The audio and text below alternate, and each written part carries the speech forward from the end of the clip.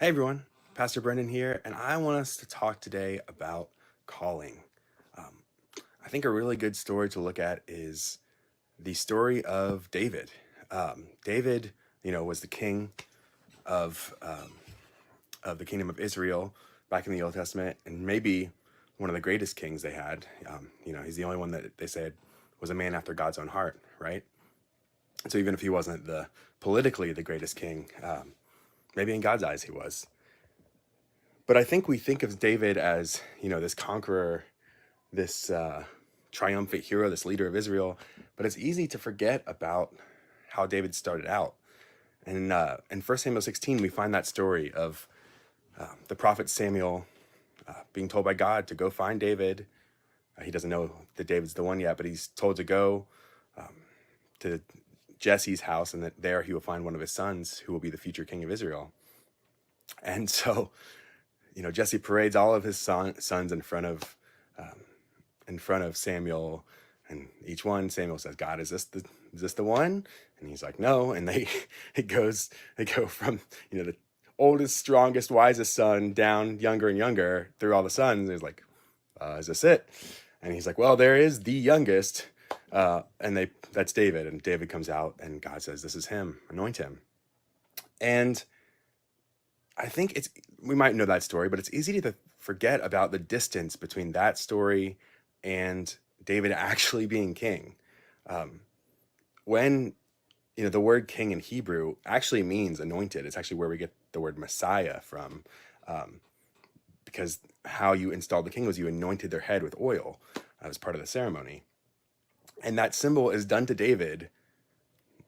When he's a teenager, it seems like, but there is so much distance between that anointing and when he's actually the king of Israel, actually ruling.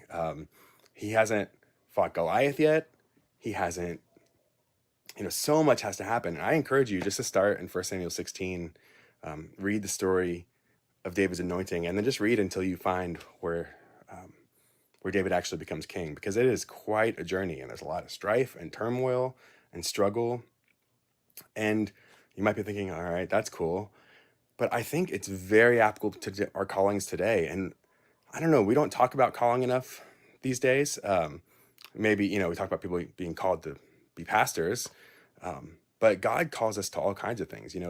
People who are professional ministers aren't the only ones with callings from God on their life. And so, yeah, I think we should think more about that. Think, the things that God has called you to, the things he's equipped you to do, the things you feel like God is leading you to. But I think it's so easy for us to be discouraged when we feel that God has called us to something, and we think that God has set us on that path, but it's not there yet. And we're struggling with, you know, whatever other situation we're going through.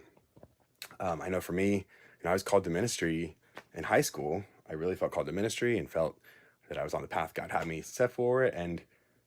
But I had no clue at that time when I was called that, I was undiagnosed with ADHD. I didn't know how hard of a struggle college would be for me. I didn't think it would take me 8 years to finally finish my education, or 9 years. And there were a lot of times when it was hard, when I questioned, when I said, "God, are we sure this is really what you called me toward? Did I hear you right?" Um, because when the struggle comes, it's easy to look at what God has promised in the future and question that. But the thing is, God's calling isn't a promise that things are going to be easy. It's not a calling that means, tomorrow. He usually doesn't say, "All right, tomorrow it's all going to happen," right? Um, but God's promise, and God, when God calls us, that if we will be faithful, he will be with us and he will get us through it. Um, I think we see that in David's life, and I think that's true in so many areas of our life. And so I want to encourage today, if you feel called to something, if you really feel like that's where God is heading towards, don't be discouraged when trials come, when tribulation comes, when things look uncertain, when things get scary, because,